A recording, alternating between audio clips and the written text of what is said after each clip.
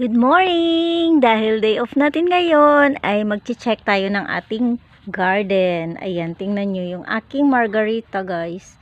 Dahil winter na, look, ang kanyang sige-sige.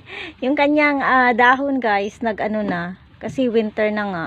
Pero, yung ating red anthurium is okay na okay talaga siya, guys. Ayan, oh. Dami-dami. Hindi na uubusan ng tawag dito, bulaklak. Ayan. Ayan, yung ating margarita dito. Ayan siya.